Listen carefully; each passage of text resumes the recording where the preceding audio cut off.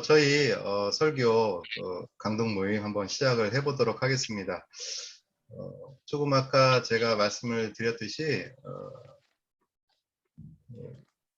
오늘은 성서적 기독교라는 그러한 웨슬리 목사님의 아주 중요한, 제가 보기에는 진짜 중요한 설교인 것 같습니다. 이 설교를 한번 서로 나눠보도록 하겠습니다. 오늘 모임을 위해서 이주상 목사님 기도해 주시고 시작하도록 하겠습니다.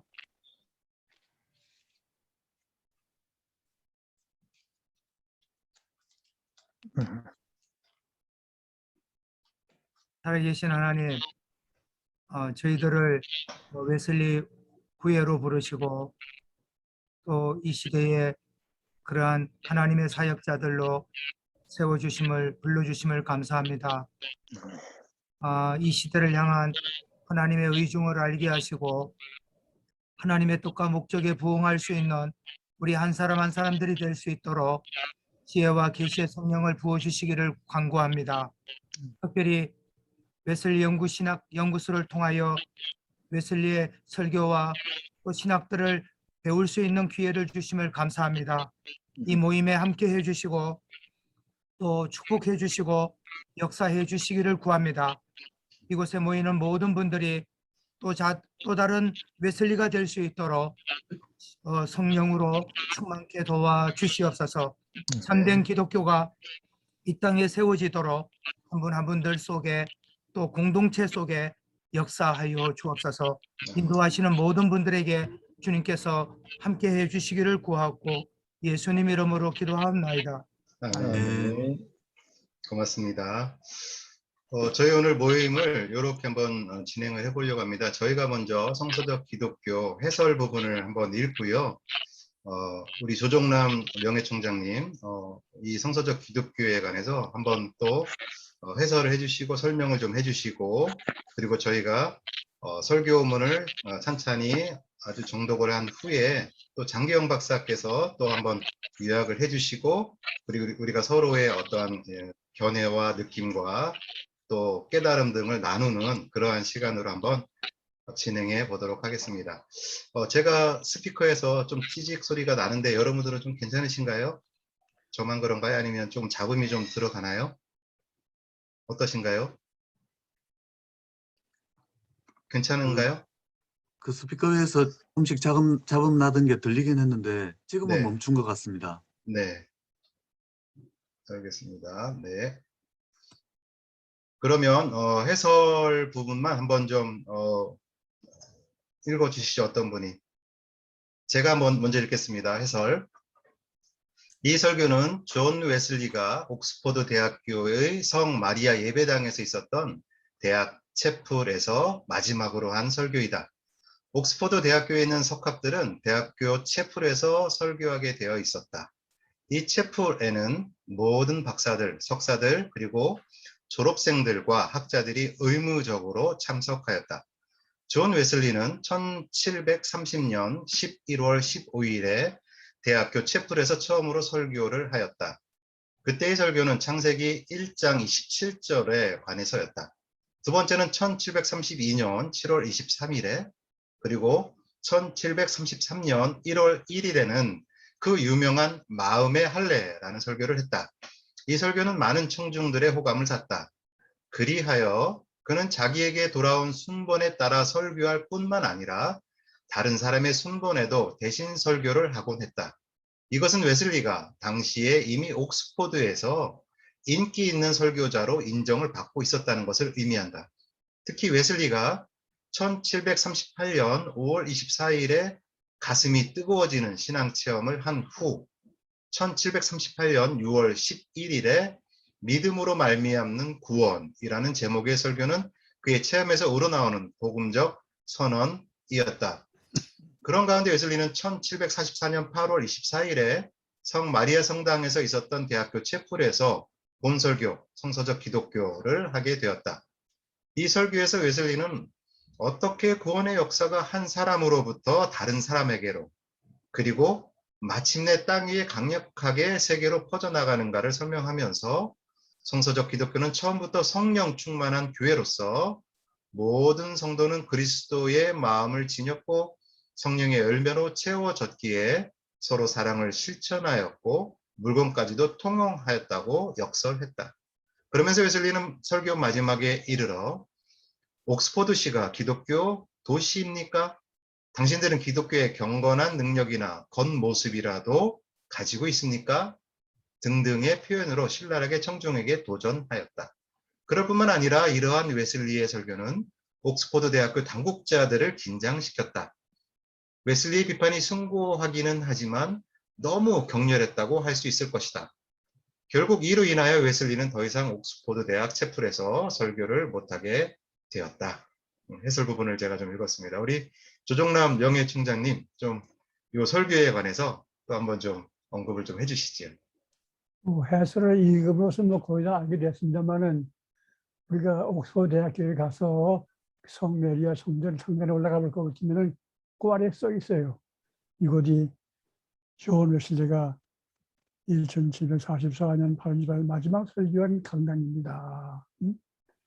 참 뜨거운 가슴에서 성서전 기독교가 어디로 온 것이냐. 설명 쭉 했죠, 결국은요. 일포도 나가는데 마지막에 와가지고 옥스퍼드 대학교가 그만 성서 기독교냐. 당신들은 그런 일을 받았느냐. 당신들 성령 줄 받았느냐고 지나치게 도전을 했어요, 결국은요.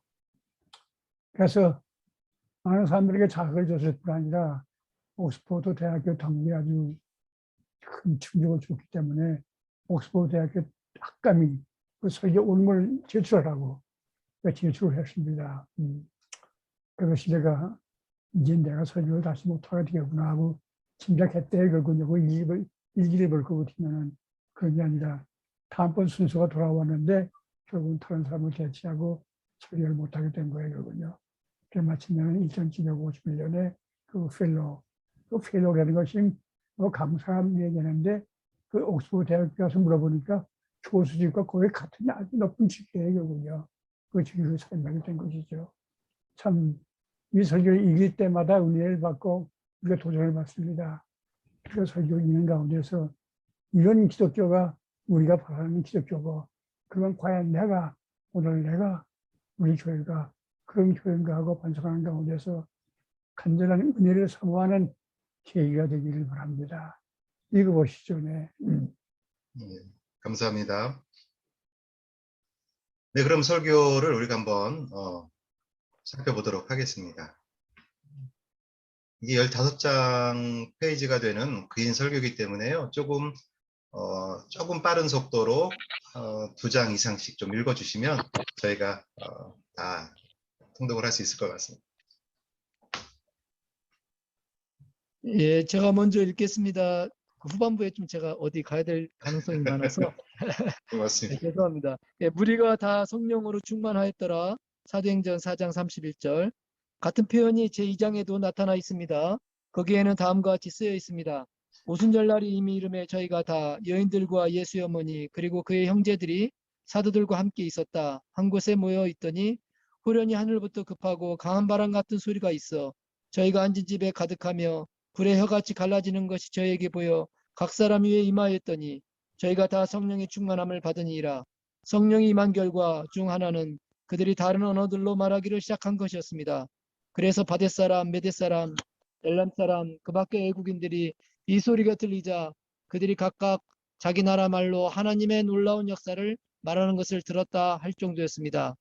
이 4장에서는 사도들이나 형제들이 하나님께 기도하고 하나님을 찬미하고 있을 때 모인 곳이 진동하더니 무리가 다 성령이 충만하여 라고 기록되어 있습니다.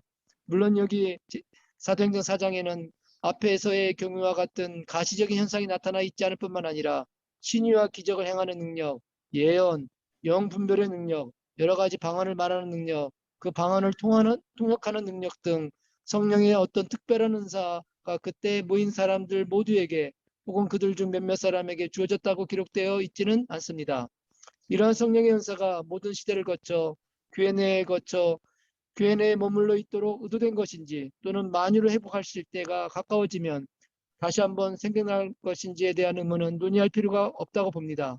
그러나 다음의 사실은 유의할 필요가 있습니다. 하나님은 초대교회 때에도 그러한 은사를 이따금씩 밖에 나눠주지 않으셨다는 것입니다. 그 모든 사람들이 예언자였습니까? 모두가 기적을 행하는 자였습니까? 모든 사람이 병 고치는 은사를 가지고 있었습니까? 모든 사람이 방언을 말했습니까? 결코 그렇지 않습니다. 천에 한 사람도 아니었을 것입니다. 아마도 교회의 교사들이나 그들 중에도 몇 사람만 그랬을 것입니다. 이러므로 사람들이 모두 성령으로 충만하게 되었다는 것은 이렇게 특별한 은사를 받는 것보다 더 훌륭한 목적을 위해서였습니다. 그것은 그들에게 그리스도 안에 있는 마음과 이것은 모든 시대 모든 그리스도인들에게 필수적인 것임을 아무도 부정할 수 없습니다. 그리스도의 마음과 그것을 가지지 않는 자는 그리스도에게 속한 자가 아니라고 할 수 있는 그 성령의 열매를 주기 위한 것이었습니다. 즉 그들은 사랑과 희락과 화평과 오래 참음과 자비와 양선으로 채우고 그들에게 믿음과 온유와 절제를 부여하며 정욕과 욕망과 함께 육신을 십자가에 못 박히게 하기 위함이었습니다. 그리고 그 내적 변화의 결과로 모든 외적인 의를 성취하고 믿음의 역사와 소망의 인나와 사랑의 수고를 하는 중에 그리스도의 행하신 것 같이 행할 것을 그들에게 가능하게 하기 위함이었습니다. 이제 이러한 성령의 특별한 은사에 관한 문제로 호기심에 참 필요 없는 논의에 몰두하지 말고 성령의 일반적인 열매에 대해서 좀 더 자세하게 살펴봅시다. 우리는 이 열매가 모든 시대를 통하여 존속할 것임을 확신합니다.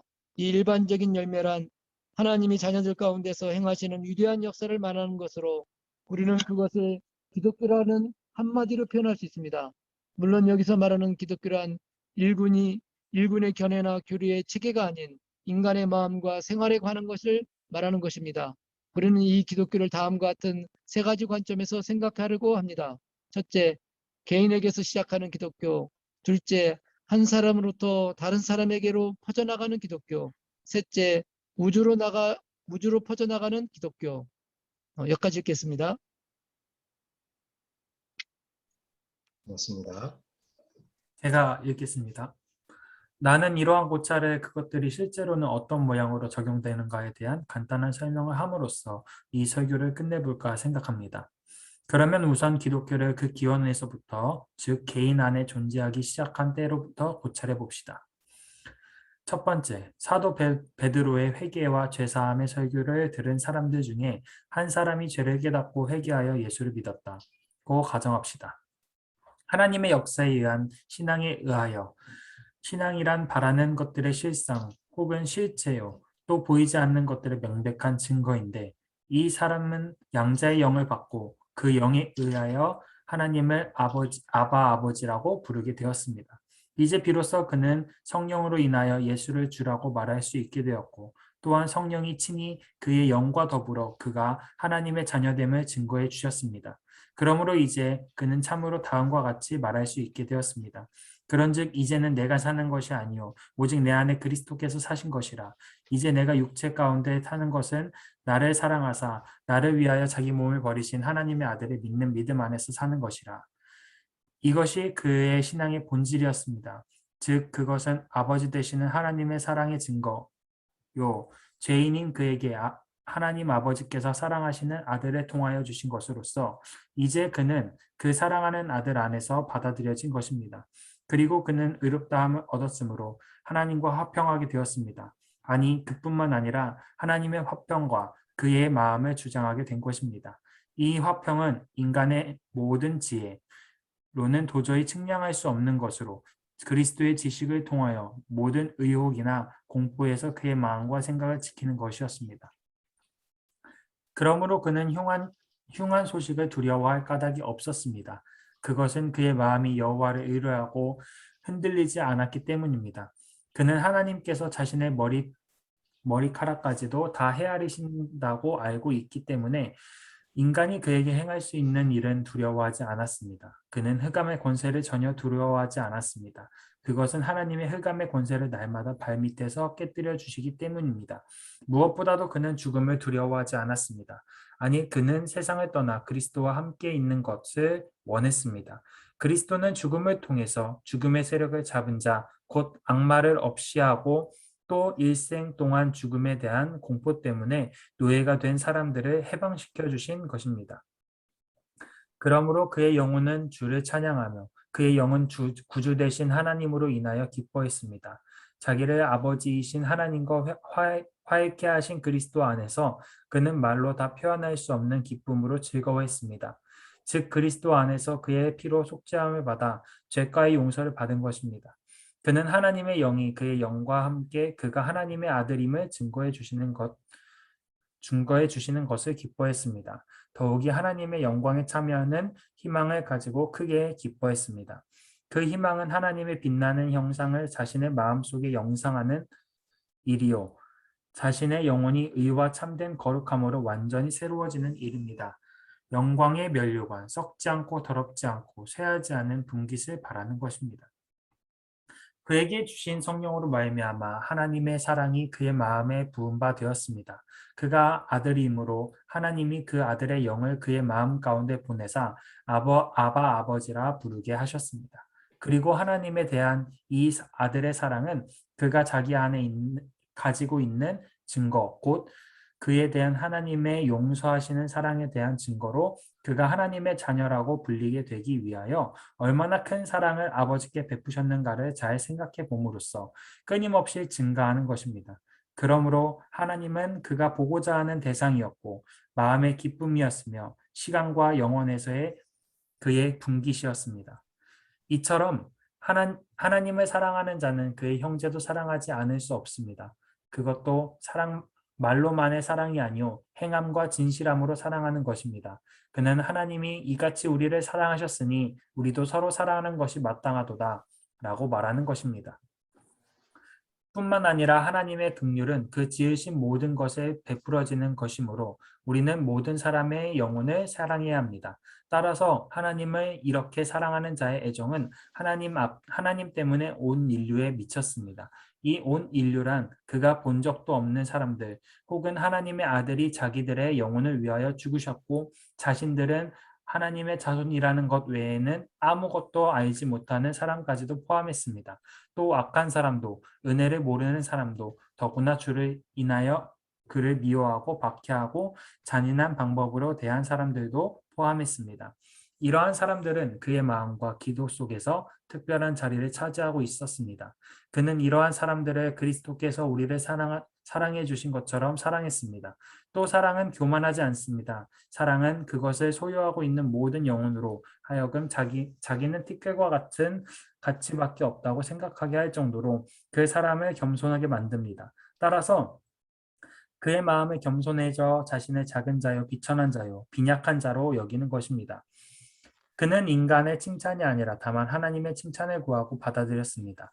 그는 온유하고 오래 참으며 모든 사람을 대할 때 친절했습니다. 성실과 진실을 결코 바라지 않았습니다. 그것들을 그의 목에 매어 그의 마음판에 새겼습니다.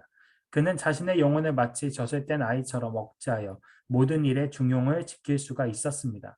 그는 십자가에 달려 이 세상에 대하여 죽고 이 세상도 그에 대하여 죽어버린 것입니다. 그는 육신의 정욕과 안목의 정욕과 이생의 자랑에 초연하고 있었습니다. 동일한 전능의 사랑으로 그는 격정과 교만, 유욕과 허영, 야심과 탐욕, 그리스도와 닮지 않는 모든 성품에 구원받았습니다. 이 사랑을 마음에 가지고 있는 자가 그 이웃에게 악을 행하지 않을 것이라는 사실은 쉽게 믿어지는 일입니다. 그는 누구한테도 고의로 해를 끼치지 않았습니다. 그는 잔악과 부정, 여하한 불공정 혹은 불친절과도 무관합니다. 항상 조심하여 그 입 앞에 파수꾼을 세우고 그 입술의 문을 지켰습니다. 혀를 조심하여 정의의 자비 혹은 진실에 어긋난 말을 하지 않기 위해서였습니다. 그는 거짓말, 허위, 사기를 모두 털어버렸습니다. 그의 입에는 괴사도 찾아볼 수 없었습니다. 그는 아무도 비방하지 않았으며 불친절한 말로 전혀 하지 않았습니다. 여기까지 읽겠습니다. 네, 제가 이어서 읽겠습니다. 그리고 나를 떠나서는 너희가 아무것도 할 수 없다고 하신 말씀의 진실성 따라서 끊임없이 하나님의 물주심을 받을 필요가 있다는 사실의 진실성에 대해서 철저하게 느끼고 있었습니다. 그러므로 그는 날마다 하나님의 정하신 모든 의식, 곧 인간을 향한 하나님의 은혜에 정해진 통로를 계속 지켰습니다. 사도들의 교리와 가르침을 아주 기쁜 마음으로 영혼의 양식으로서 받아들였으며 떡을 떼면서 그리스도의 몸에 동참하였고 무리와 함께 기도하고 찬미하는 일을 계속했습니다. 이렇게 해서 그는 능력과 하나님의 지식과 사랑이 더해졌으며 날마다 은혜 안에서 더욱 성장했습니다. 그러나 단순히 악을 행하는 일을 그만둔 것만으로는 그를 만족시키지 못했습니다. 그의 영혼은 선을 행하는 일을 갈망했습니다. 그의 마음의 언어는 언제나 내 아버지께서 이제까지 일하시니 나도 일한다라고 말하는 것이었습니다. 주님께서는 선을 행하시느라고 항상 돌아다니셨습니다. 우리도 그의 발자취를 따라야 하지 않겠습니까? 그러므로 하나님을 사랑하는 자는 만일 더 숭고한 종류의 선을 행할 수 없다 하더라도 기회가 있을 때마다 굶주린 사람들에게 먹을 것을 주고 헐벗은 사람들을 입히고 아버지를 잃은 사람들 혹은 외국인을 돕고 병든 사람들과 감옥에 갇힌 사람들을 방문하여 돕는 것입니다. 그는 가난한 사람들에게 먹을 것을 주기 위해 자기가 가진 모든 것을 내놓았습니다. 그는 그들을 위하여 수고했고 그로 인한 고통을 달게 여겼습니다. 남을 유익하게 하는 일이라면 어떤 경우에라도 자기를 버리는 일을 특히 기뻐했습니다. 그는 그들을 위한 일이라면 어떤 희생도 감수했습니다. 물론 내 형제 중에 지극히 작은 자 하나에게 한 것이 곧 내게 한 것이다라고 하신 주님의 말씀을 기억하면서 한 것입니다. 이러한 것이 처음 기독교의 모습입니다. 이런 사람이 초대교회의 그리스도인이었습니다. 그들 모두는 제장이나 장로들의 위협을 받았을 때 한결같이 하나님께 부르짖었으며 또한 성령이 충만한 사람들이었습니다. 믿는 그 무리들은 한 마음과 한 뜻이 되었습니다. 그들이 믿은 하나님의 사랑이 서로를 사랑하게 하였습니다. 모든 물건을 서로 통용하고 제 물건을 조금이라도 제 것이라는 이가 하나도 없을 정도로 그들은 십자가에 달려 세상에 대하여 죽은 자요 세상도 또한 그들에게 대하여 죽은 것이었습니다. 그리고 그들은 사도의 가르침을 받아 서로 교제하며 떡을 떼고 기도하기를 전혀 힘썼습니다. 무리가 큰 은혜를 얻어 그 중에 빚절한 사람이 하나도 없으니 이는 밭과 집이 있는 자는 팔아 그 판 것의 값을 가져다가 사도들의 발 앞에 두매 저희가 각 사람의 필요를 따라 나눠 주미러라. 이 기독교가 한 사람에게서 다른 사람에게로 전해져 어떻게 해서 점점 이 세상에 전파되었는지 고찰해 봅시다. 이 전파야말로 기독교에 대한 하나님의 의지였던 것입니다. 하나님은 등불을 켜서 발 아래 두지 않으시고 등경 위에 두어 집안의 모든 사람에게 비치게 하셨습니다. 그리고 주님께서는 다음의 사실을 최초의 제자들에게 엄명하셨습니다. 너희는 세상의 소금이요 세상의 빛이다. 동시에 주님은 일반적인 명령을 주셨습니다. 너희 빛을 사람 앞에 비치게 하여 저희로 너희 착한 행실을 보고 하늘에 계신 너희 아버지께 영광을 돌리게 하라. 그리고 만일 이렇게 인류를 사랑하는 사람들 중에 소수라도 전 세계가 악 속에 놓여 있는 것을 안다면 그들이 이 광경 곧 주께서 대신 죽으신 그 사람들의 참상에 대해서 무관심할 수 있을 것이라고 우리가 믿을 수 있겠습니까? 그 참상 속의 사람들을 동정하고 그들에 대해 염려하지 않겠습니까?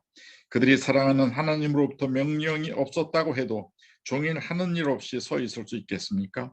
그들은 모든 수단을 다 동원해서 타오르는 불 속에 있는 타단한 나무 토막이라도 꺼내려고 힘쓸 것이 아니겠습니까? 의심 없이 그들은 그렇게 할 것입니다. 길 잃은 자들과 가엾은 양을 영혼의 목자와 감독이 되신 주님께로 돌아오게 하기 위하여 분골 쇄신할 것입니다. 옛날에 그리스도인들은 그렇게 했습니다. 그들은 닥쳐올 진노에서 피하도록 그리고 바로 지옥의 영원한 형벌을 면하도록 경고하면서 기회가 있는 대로 모든 사람에게 선한 일을 행하려고 힘썼습니다.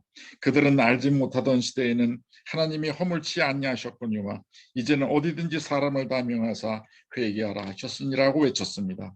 그들은 큰 소리로 악한 길에서 떠나라 그렇지 않으면 악이 너희를 패망케 하리라고 부르짖었습니다. 그들은 그들이 짓고 있는 죄악과는 반대되는 절제, 의 혹은 정의 그리고 덕에 대해서 사람들에게 강론했습니다. 또 장차 올 심판에 대해서 그리고 심판 때 악을 행하는 자들에게 분명히 임할 하나님의 진노에 대해서 강론했습니다. 네, 여기까지 읽겠습니다. 제가 읽겠습니다. 그래서 그들은 모든 사람에게 각각 여러 방면으로 적절하게 말하려고 노력했습니다. 무심한 사람들, 흑암과 죽음의 그늘 속에 무관심하게 누워있는 사람들에게 잠자는 자여 깨어서 죽은 자들 가운데서 일어나라. 그리스도께서 내게 빛이시리라 하셨느니라. 꼭 큰 소리로 외쳤습니다. 그러나 이미 잠에서 깨어나서 하나님의 진노를 느끼며 탄식하고 있는 사람들에게는 아버지 앞에서 우리에게 대언자가 있으니 공의로우신 예수 그리스도시라. 저는 우리 죄를 위한 화목 제물이나 우리만 위할 뿐이 아니요 온 세상의 죄를 위하심이라 라고 말했습니다. 다른 한편 이미 믿은 사람들에게는 사랑과 선행을 끈기 있게 계속하도록 자극하여 아무도 그것이 없이는 하나님을 볼 수 없는 그 정결함에 있어서 더욱더 풍성해지도록 적극 권장했습니다. 그리고 그들의 수고는 주 안에서 헛된 것이 아니었습니다. 주의 말씀은 전파되었고 또 영광을 받았으며 강력한 지배력을 가지게 되었습니다. 그러나 복음에 대한 장애물 역시 팽배했는데 일반적으로 이 세상은 거침돌이 되었습니다. 그것은 그들이 세상의 행사가 악하다는 것을 증거했기 때문입니다. 비단 쾌락을 사랑하는 사람들을 비난했기 때문만은 아니었습니다. 쾌락을 사랑하는 사람들은 말했습니다. 그는 하나님의 지식을 가지고 있다고 공언하며 자신을 주 대신 하나님의 자녀라고 부른다. 그 생활도 다른 사람들과 다르다. 그의 행동은 다른 유형에 속한다. 그는 우리의 행동을 마치 불가결한 것처럼 피하고 있고 하나님이 자기 아버지라고 자만하고 있다. 그러나 이 이유보다는 그들의 많은 동료들이 다 떨어져 나가고 이제는 그런 지나친 방종에 끼어들지 않기 때문이라는 이유가 강했습니다. 명성이 있는 사람들의 감정이 상한 이유는 복음이 퍼져감에 따라 사람들로부터 존경받지 못하게 되고 많은 사람들이 더 이상 아첨하는 칭호를 주지 않고 또한 하나님께만 허용된 경의를 감히 표시하지 않게 되었기 때문입니다. 장사꾼들은 함께 모여서 이렇게 말했습니다. 여러분이 아시는 바와 같이 우리는 이 사업으로 잘 살고 있습니다. 그런데 여러분들이 보고 듣는 대로 이 무리들이 많은 사람들을 설복하여 마음을 변하게 했습니다. 그러니 우리의 직업이 신용을 잃을 위험이 있는 것입니다. 특히 이른바 종교인, 외면적인 종교의 신봉자, 이 세상의 성인들은 그 감정이 몹시 상했습니다. 그리고 그들은 기회가 올 때마다 소리쳤습니다. 이스라엘 사람들이여 우리 편에 서시오. 이 사람들은 연병 같은 인간들로서 온 천하에 있는 모든 사람들을 소란케 하고 있는 자들임을 알았습니다. 이들은 어디를 가나 우리 백성과 율법과 성전을 공박하면서 자기의 교리를 전파하는 사람들입니다. 이렇게 해서 하늘은 구름으로 캄캄해지고 폭풍이 세차게 불어온 것입니다. 왜냐하면 기독교가 퍼져가면 갈수록 그것을 받아들이지 않는 사람들의 말에 의해 그로 인한 해독도 더욱 커졌기 때문입니다.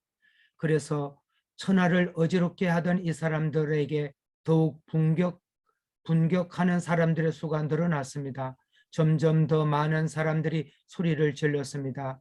이런 놈은 세상에서 없애자 살려둘 자가 아니다. 어디 그뿐입니까? 그들은 이 사람들을 죽이는 일이 모두 하나님께 봉사하는 것이라고 진지하게 믿었던 것입니다. 그동안 그리스도인들은 그들의 이름이 악하다 하여 버림을 받았습니다. 그러므로 그들에 대해서 가는 곳마다 반대가 있었습니다. 사람들은 그들에 대해서 심하게 욕을 했습니다. 그것은 전에 사람들이 선지자들에게 한 것과 같았습니다. 그리고 누군가가 학언하는 것이 있으면 무엇이나 믿는 것이 보통이었습니다. 그래서 서로 대적하는 일들이 하늘의 별처럼 많아졌고 그 때문에 하나님 아버지께서 미리 정하신 때에 모든 종류의 박해가 일어났습니다. 어떤 사람들은 얼마 동안 치욕과 비난을 받았고 자기 소유를 빼앗긴 자들도 있었으며 조롱을 받고 책직으로 맞고 결박을 당하고 감옥에 갇히기도 하였습니다. 한편 또 다른 사람들은 피 흘리기까지 저항했습니다. 이제 지옥의 기둥은 흔들리고 하나님의 나라는 더욱 멀리까지 퍼져갔습니다. 도처에서 죄인이 어둠에서 빛으로 돌아서고 사탄의 세력에서 하나님께로 돌아섰습니다. 하나님은 당신의 자녀들에게 모든 대적이 능히 대항하거나 변박할 수 없는 구제와 지혜를 주셨습니다. 그리고 그들의 생활은 그들의 말과 마찬가지로 힘있는 것이었지만 그들보다도 그들이 당한 순환이 온 세상에 그 무엇인가를 말해 주었습니다. 그들은 모든 일에 있어서 하나님의 일꾼이라는 것을 생활로 보여주었습니다. 즉 극심한 환난과 어려움 속에서도 변함없이 인내했습니다. 매를 맞고 옥에 갇히고 폭동을 겪고 괴로운 노동을 하고 바다 위의 위험과 빈들의 위험과 고역에 시달리며 줄이고 목말랐고 추위에 떨며 헐벗었지만 자신들이 하나님의 종인 것을 나타냈습니다. 선한 싸움을 싸운 후에 도살당할 양처럼 끌려가고 신앙을 위해 희생되었을 때에는 그들 한 사람 한 사람의 핏소리가 들렸고 그리하여 이교도들도 그는 죽었으나 믿음을 통하여 지금 말하고 있다고 인정하였습니다. 여기까지 하겠습니다. 예, 제가 읽겠습니다. 이렇게 해서 기독교는 땅 위에 퍼졌습니다. 그러나 어떻게 그렇게도 빨리 밀과 함께 가라지가 생겨났는지요. 신앙의 신비와 함께 불법의 신비가 활동한 것입니다. 어떻게 그렇게도 빨리 하나님의 전에서까지 사탄이 자리를 차지한 것일까요? 그리하여 여자는 광야로 도피해 갔으며 충실한 자가 인생 중에 없어졌습니다. 그러므로 우리는 밟아서 굳어진 길을 걷고 있는 것입니다.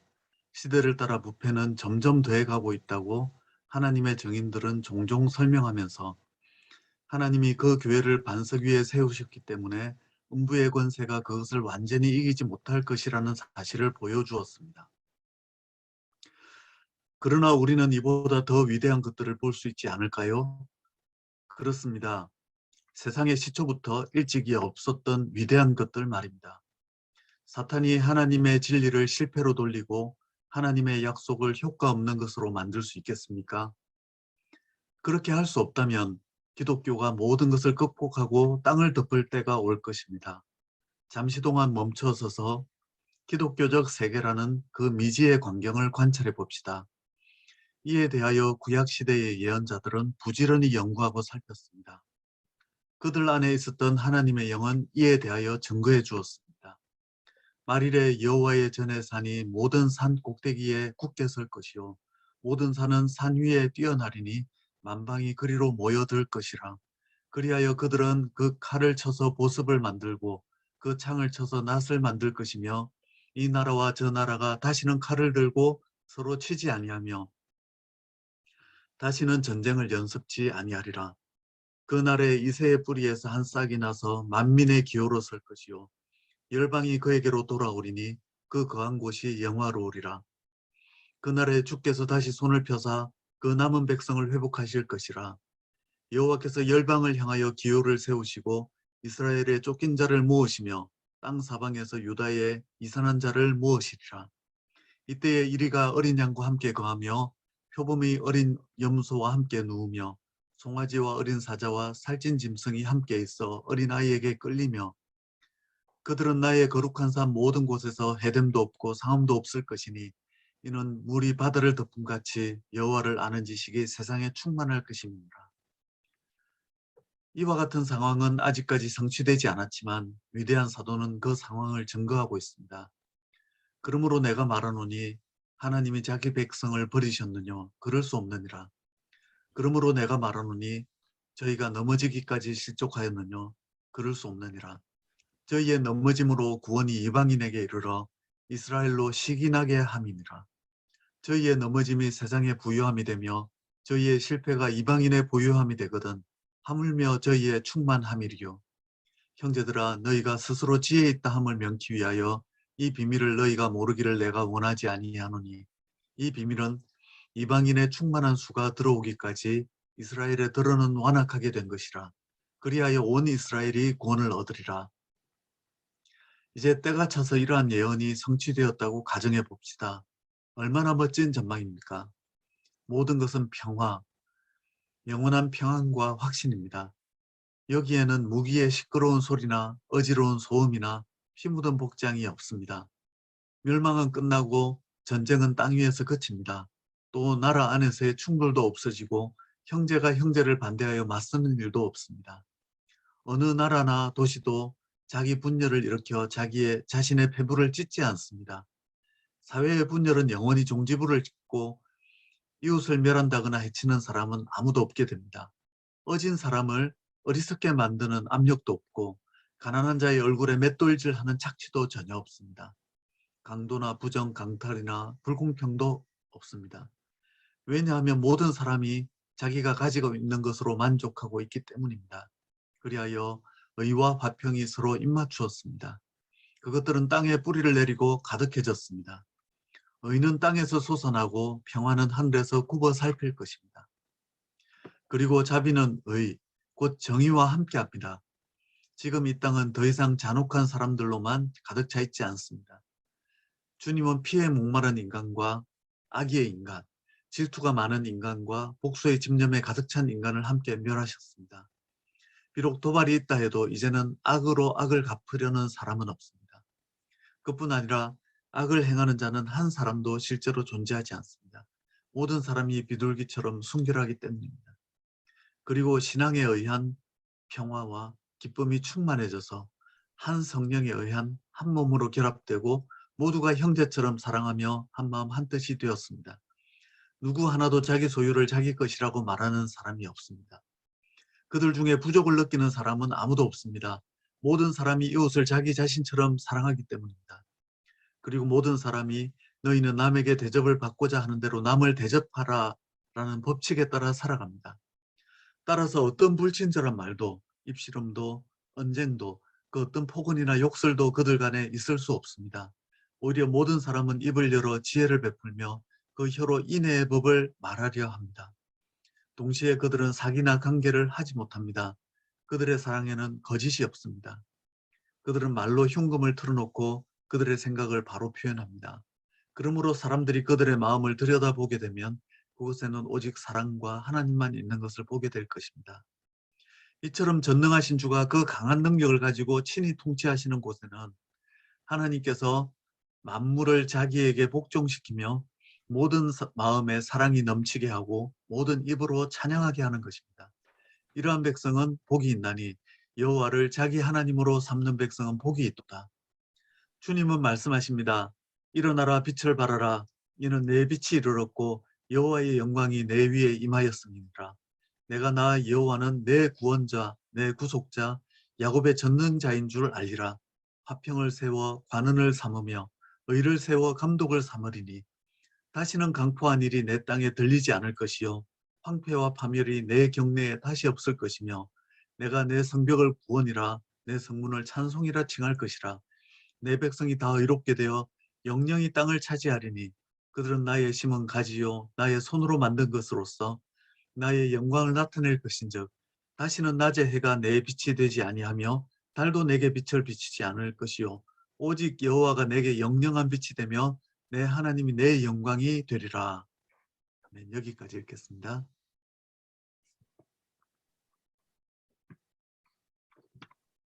우리 김성호 박사님 계시면 조금 뒷부분 좀 읽어주시죠. 사장님. 제가 텍스트 읽을 수는 않지만 제가 이렇게 박사님 말씀하시니까 아이들하고 있으면서 그냥 듣기만 했는데 제가 읽겠습니다. 이상으로 기독교를 여기서부터 읽으면 되나요? 네, 맞습니다. 네네. 이상으로 기독교를 그 발단에서부터 세상에 전파되는 과정과 온 땅에 편만해진 일들을 간단하게나마 고찰했습니다. 이제 내게 남아있는 과제는 이것들이 어떻게 실제적으로 적용되는가를 설명하는 일입니다. 먼저 나는 묻고 싶습니다. 이런 기독교가 지금 어디에 존재합니까? 어디에 이러한 그리스도인들이 살고 있습니까? 주민들이 모두 이처럼 성령으로 충만해 있는 나라는 어느 나라입니까? 주민들이 모두 한마음 한뜻이며 그 가운데 한 사람이라도 무엇인가의 부족을 느끼도록 방치되어 있지 않고 필요한 사람에게는 모든 것이 끊임없이 주어지는 나라는 어디에 있습니까?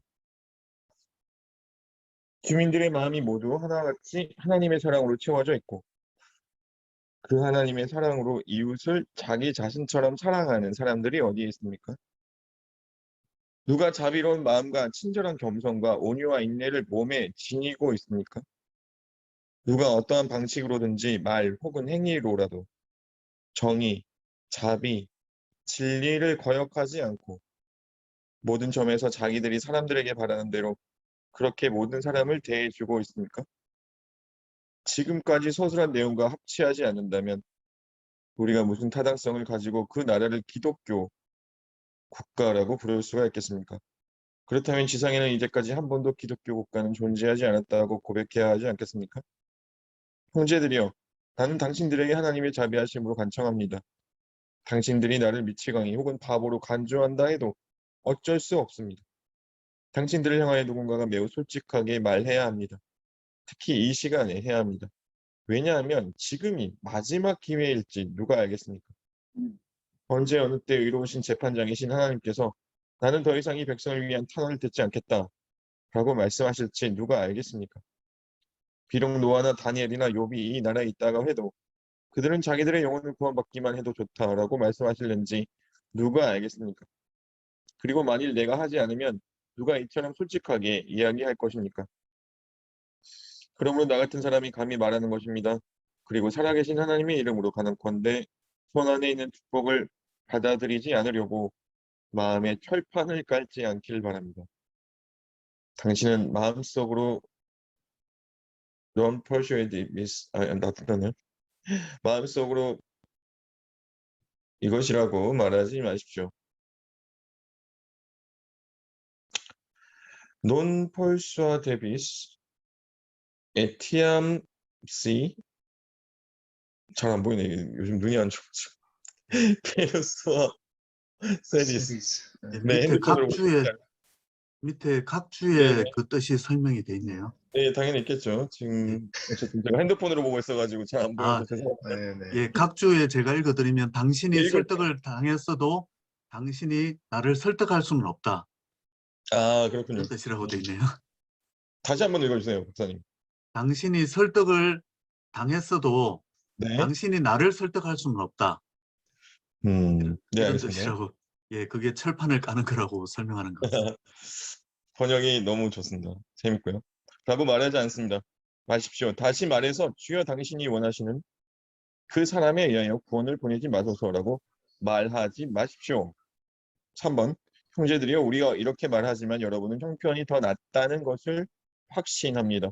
그러므로 부드러운 사랑과 온유한 정신으로 나는 당신들에게 묻고 싶습니다. 이 도시는 기독교 도시입니까? 여기 있는 기독교는 성서적 기독교입니까? 우리는 성령으로 충만함을 받고 성령의 진정한 열매를 마음속으로 기뻐하며 우리의 생활 가운데 나타내고 있는 공동체라고 생각하십니까? 모든 장관, 대학이나 학원들 또는 여러 학회, 학장이나 회장들, 거리 주민들에 대해서 말하지 않지만 회장들은 한 마음이 되어 있습니까? 하나님의 사랑이 우리 마음에 분바되어 있습니까? 우리의 기질이 하나님의 그것과 같습니까? 우리의 생활은 그 기질과 일치되고 있습니까? 우리는 우리를 부르신 그 거룩하신 분처럼 모든 행실에 거룩한 자입니까? 나는 여기서 무슨 유별난 의견들, 곧 이렇게도 생각해 볼 수 있고 저렇게도 의심해 볼 수 있는 의견들에 대해서 고찰하는 것이 아니라 의심의 여지가 없는 기독교의 근본적인 문제들에 대해서 고찰해 보라고 하는 것입니다. 곧 기독교의 근본적인 문제에 관한 것입니다. 그리고 나는 하나님의 말씀에 따라 당신들의 양심에 호소합니다. 그에 대한 결단을 어디였지? 네, 내리십시오. 만약 양심의 가책이 없으면 괜찮습니다. 나는 하나님을 두려워하는 마음으로 하나님 앞에 서서 당신들도 나도 곧 이 하나님 앞에 나아가겠지만 우리들의 상관이시고 직책상 존경하는 당신들에게 호소합니다. 당신들이 성령으로 충만한지 진정으로 생각해 보시기 바랍니다. 당신들은 사람들에게 하나님의 생생한 모습을 보여주는 하나님의 초상화 역할을 다하고 있습니까? 당신들은 신들이요 위정자들입니다. 그 직책에 의해 당신들은 하늘에 계신 하나님과 같은 높은 위치에 있습니다. 그러게 당신들은 그 위치에서 우리들에게 통치자이신 주님을 보여주어야 합니다. 그런데 당신들의 마음의 모든 생각, 당신들의 모든 기질이나 욕망은 당신들의 높은 천직에 부합합니까? 당신들의 모든 말은 하나님의 입에서 나오는 그것과 같습니까? 당신들의 모든 행위에는 고결함과 사랑이 존재하고 있습니까? 당신들은 말로 표현할 수 없으며 하나님께로부터만이 나올 수 있는 위대함을 가지고 있습니다. 그러나 당신들은 벌레인 삶, 구덩이인 인생의 인격과 다를 바 없습니다. 너무 찔리네요. 이거에서 은혜도 되고. 여기까지 읽을까요? 예, 다른 분 부탁드립니다. 네, 그럼 제가 마무리하겠습니다. 존경할 만한 당신들이여, 당신들은 특히 젊은이들로 하여금 부드러운 마음을 갖게 하고 무지나 오류의 그늘을 없애버려서 구원에 이르는 지혜를 얻도록 양성하기 위해 특별히 부르심을 받은 사람들입니다. 당신들은 성령에 충만해 있습니까?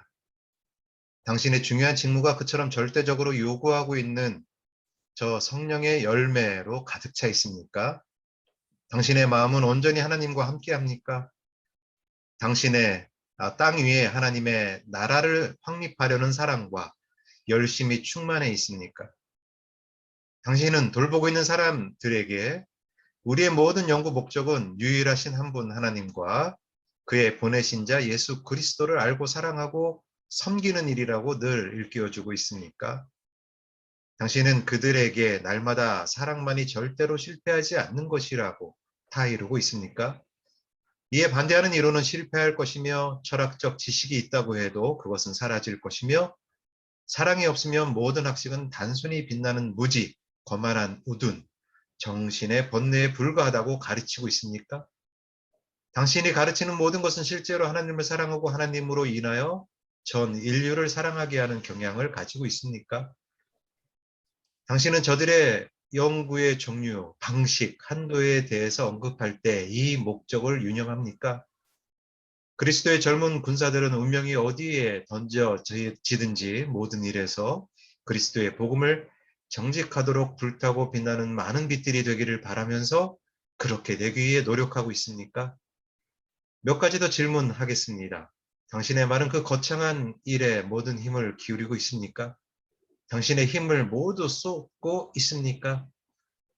당신의 영혼의 모든 능력을 발휘하고 하나님이 당신에게 대여하신 모든 재능을 사용하여 최선을 다하고 있습니까?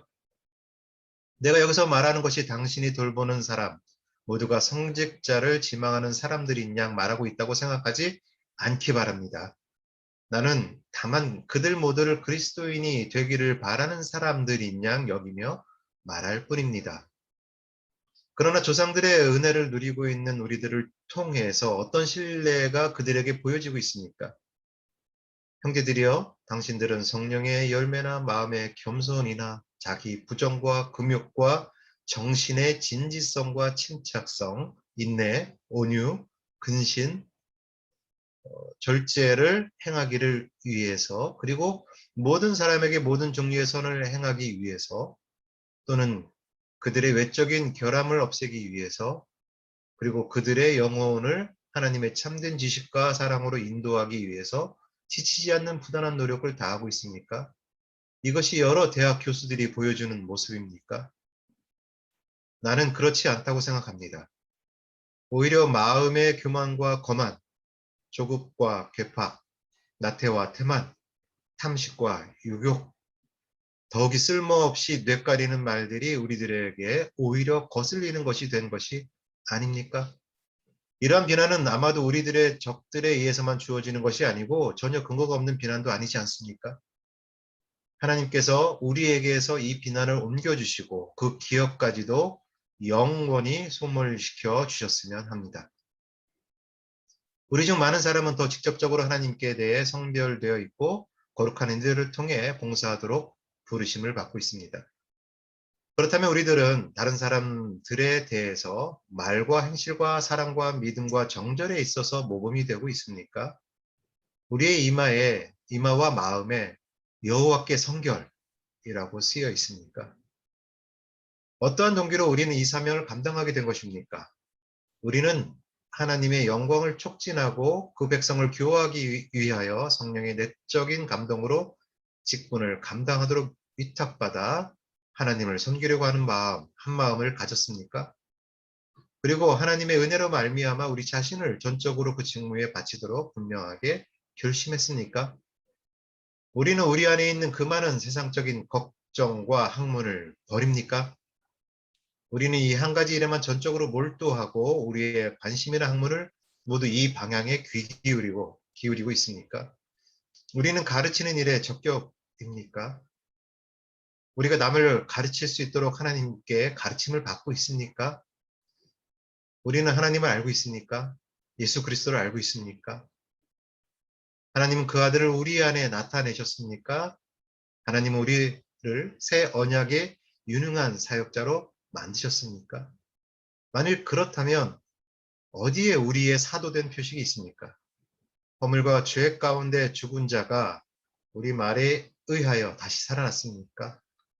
죽음에서 영혼을 구하려는 불타는 열심 때문에 우리가 가끔 떡을 먹는 일까지도 잊어버릴 정도입니까?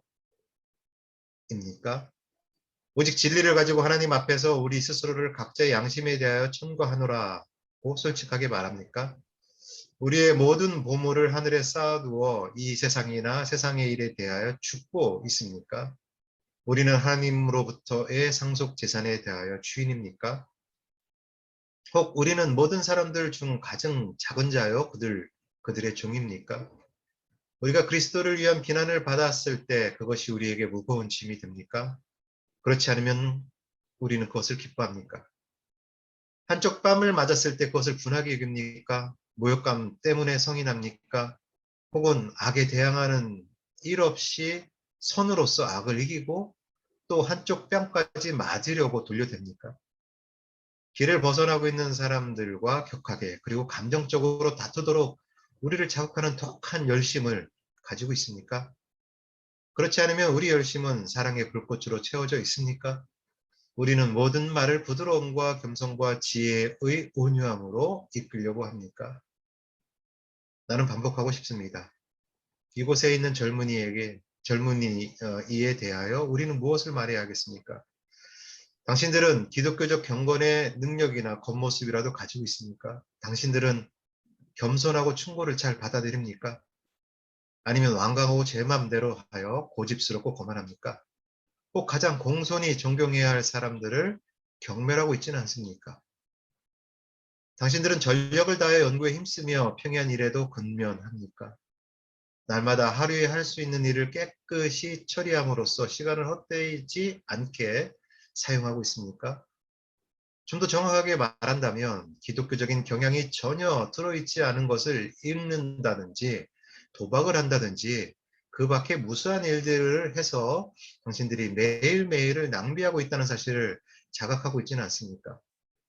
당신들은 자신의 시간 관리보다는 자기 재산 관리에 더 신경을 쓰고 있지 않습니까? 원칙적으로 아무에게도 아무 빚도 지지 않도록 유의하고 있습니까? 안식일을 기억하여 거룩히 지킵니까? 안식일을 하나님께 예배드리는 일로 지내고 있습니까? 보이지 않는 하나님을 보는 것 같이 행동합니까? 자기 몸을 깨끗하고 존귀하게 보존하고 있습니까? 당신들 가운데 술 취한 모습과 불쾌함이 발견되지는 않습니까? 아니 그뿐만이 아니라 당신들 중에 부끄러움을 영광으로 삼는 자는 없습니까? 당신들 중 대부분은 습관적으로 양심의 가책이나 아무 두려움도 없이 하나님의 이름을 망령되이 일컫지 않습니까? 아니 그뿐만 아니라 거짓 증거하는 자가 당신들 중에 많이 있는 것은 아닙니까? 나는 그런 사람의 수요가 급속히 증가하고 있을까 봐 두렵습니다. 형제들이여 놀라지 마십시오. 하나님과 회중 앞에서 나는 고백합니다. 나도 그때 이곳의 관습에 대하여 전혀 몰랐고 이곳의 규약들을 그때나 수년이 지난 후에도 한 번도 읽지 않았지만 그 모든 관습과 규약들을 지키겠다고 엄숙하게 선서했던 사람들 중에 한 사람입니다. 만일 모든 질문에 그렇지 않다고 대답한다면 무엇이 위증입니까? 그러나 만일 그렇다면 그 죄는 얼마나 클 것입니까? 그 죄의 짐이 얼마나 우리를 무겁게 누를 것입니까? 지극히 높으신 하나님이 그것을 살피시지 않겠습니까? 당신들 중 매우 많은 사람들이 경박한 한 세대라는 것은 여기로부터 나온 결과가 아니겠습니까? 하나님께 대하여 경박하고 서로 간에 경박하며 자신의 영혼에 대해서 경박한 것입니다. 왜냐하면 당신들 중에는 매주 1시간이라도 은밀히 기도를 위하여 힘쓰고 있는 사람이 거의 없지 않습니까? 보통 사람들의 대화가 진행되고 있을 때 하나님에 대하여 생각하는 사람이 거의 없지 않습니까? 당신들 중 누가 조금이라도 하나님의 영의 활동, 인간의 영혼 안에서의 하나님의 초자연적인 활동에 대해서 알고 있습니까? 교회에서 때때로 행해지는 때를 제외하고 당신들은 성령에 관한 이야기를 감당할 수 있습니까? 만일 누군가가 그런 것은 위선 또는 열광주의라고 말을 꺼낸다면 응당 그렇다고 하지 않겠습니까? 전능하신 주 하나님의 이름으로 나는 묻습니다. 당신들의 신앙은 어떤 신앙입니까? 기독교에 대한 이야기까지도 당신들은 감당하지 못하고 있으며 감당하려고도 하지 않습니다. 아, 나 형제들이여, 이것이 무슨 기독교 도시입니까? 주여, 이제야말로 당신이 그 능력을 발휘하실 때입니다. 실제로 인간의 관습을 따라 말한다면 기독교, 즉 성서적 기독교가 다시 이곳에 생겨날 개연성이나 가능성이 있습니까? 우리들 모두가 성령에 충만한 사람인 것처럼 말하고 생활하여야 하는 것이 아닙니까? 누가 이 기독교를 재건해야 할까요? 높은 지위에 있는 당신들입니까? 그때는 성서적 기독교가 될 것이라고 확신합니까? 당신들은 기독교가 재건되기를 바라고 있습니까? 당신들은 자신이 그 재건을 위한 수단이 되기 위해 부와 자유와 생명, 곧 자신에게 소중한 것들을 개의치 않으실 것입니까? 가령 당신들이 그 욕구를 가지고 있다 하더라도 그 결과를 끌어내기에 충분한 힘을 가지고 있습니까? 아마도 당신들 중 어떠한 이들은 두세 번 무력한 시도를 해보았을지도 모르겠지만 그 결과는 대단치 않았을 것입니다. 그렇다면 기독교는 젊고 알려지지 않은 그리 대단치 않은 사람들에 의하여 재건될 것입니까? 당신들 자신이 그 일을 감당해낼 수 있을지 없을지 나는 알지 못합니다. 당신들 중 어떤 이들은 젊은이여 그렇게 함으로써 당신은 우리를 왜 비난하는가 하고 외치지 않겠습니까? 그러나 내가 이렇게 말하는 것이 위험할 것은 없습니다. 악은 홍수처럼 우리를 덮고 있기 때문입니다. 하나님은 누구를 보내시겠습니까? 우리를 우리의 처음 사랑으로 돌아가게 하기 위하여 기근, 온역, 전염병, 죄 많은 나라에 대한 하나님의 최후의 사자들을 보내실까요? 아니면 칼과 로마의 외국 군대를 보내실까요? 오 주여, 차라리 우리를 당신의 손에 빠지게 하소서. 그래서 사람의 손에 빠지지 않게 하소서. 주여 구원하소서. 그렇지 않으면 우리는 멸망합니다. 우리가 이 수렁에 빠지지 않도록 도와주옵소서. 오, 이 원수들로부터 우리를 보호해 주옵소서. 인간의 도움은 헛되기 때문입니다. 당신에게 있어서는 모든 것이 가능합니다. 당신의 능력의 위대함으로 죽게 되어 있는 자들을 보호해 주옵소서. 당신께서 선하게 여기시는 방식으로 우리를 보호하여 주옵소서. 우리 뜻대로 마옵시고 당신 뜻대로 하옵소서. 아멘. 아멘. 감동적인 설교고 많이 찔리는 그러한 설교이기도 합니다. 많이 생각할 여지를 줍니다. 읽으면서도 깨달음과 자신을 돌아보게 됩니다. 우리 장기영 박사님 이 부분에 대해서 다시 한번 좀 요약을 해주시고 우리가 한번 다시금 좀 설교를 되새기는 그런 시간 한번 갖도록 하겠습니다. 예. 아까 총장님께서도 말씀해 주셨지만 이것은 옥스퍼드 대학 교수로서 웨슬리가 마지막으로 한 설교입니다. 그 이후로는 이제 다시 단상에 서지 못하게 되었기 때문입니다. 이 설교를 읽는 사람은 왜 웨슬리가 이런 설교를 했는지를 느낄 수가 있습니다. 웨슬리는 옥스퍼드 대학 학생이었고 또 교수로 오랜 시간을 지냈기 때문에 그 설교를 듣고 있는 청중을 너무나 잘 알고 있었습니다. 웨슬리는 그곳에서 마음의 할례, 믿음으로 말미암는 구원, 명목상의 그리스도인 이런 설교를 이미 한 적이 있었는데, 그럼에도 불구하고 옥스퍼드 대학 또 옥스퍼드 자체는 여전히 기독교 도시, 기독교 대학, 기독교 공동체의 모습을 나타내지 못하고 있었습니다. 그런데 이 설교를 할 당시는 웨슬리가 이미 메소디스트 부흥운동을 시작한 지 오랜 시간이 지났을 때고, 영국 곳곳에 메소디스트 부흥운동이 퍼져나가는 그런 때였는데, 메소디스트 부흥운동에서는 이런 성경적인 기독교의 모습이 반영되고 있었다는 것입니다. 웨슬리는 옥스퍼드 대학교를 영적으로 일깨우기 위해서 그들의 신앙적 회의를 맹렬히 책망할 수밖에 없었습니다. 그리고 나중에는 이 설교에 대해서 가슴 아파하면서 이 설교가 성마리아 교회당에서의 마지막 설교가 되었다. 그러나 어쩔 수 없었다. 나는 그들의 피에 대해 깨끗하다. 내 책임을 다했기 때문이다. 그들을 일깨우는 것이 자신의 책임임을 분명히 알고 있었고, 그런 의미에서 이 설교가 가져올 파장을 어느 정도 짐작했음에도 불구하고 하나님의 메신저로서 이 설교를 할 수밖에 없었다는 그런 심정을 표현하고 있습니다. 성경 본문은 무리가 다 성령이 충만하여라는 본문이고요. 서론에서 웨슬리는 성경적인 기독교의 시작을 교회가 오순절에 성령 충만을 받았을 때로 설명하면서, 성령 충만의 목적은 일부만이 받는 그런 성령의 은사를 주시는 데 있지 않고 모든 신자에게 더 훌륭한 목적, 즉 그리스도의 마음을 갖게 하고 성령의 열매를 맺게 하며 그리스도께서 사셨던 것과 같은 삶을 살아가게 하기 위함이라고 설명합니다. 여기서 오순절의 은혜를 모든 시대 모든 그리스도인이 반드시 받아야 할 은혜라고 설명하면서, 그 오순절의 은혜는 지금 모든 신자들에게 반드시 있어야 할 변화를 나타내는 마음과 생활의 표본으로 설명합니다.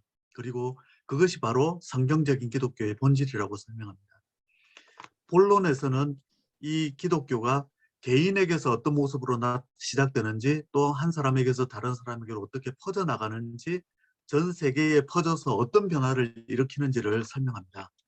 우리가 잘 읽었기 때문에 그 개인에게서 시작하는 기독교, 이건 이제 성경적인 기독교의 시작하는 모습을 말하고, 그 다음 한 사람에게서 다른 사람에게로 퍼져나가는 기독교, 성경적인 기독교가 어떤 방식으로 진행해 나가는지를 설명하고 있습니다.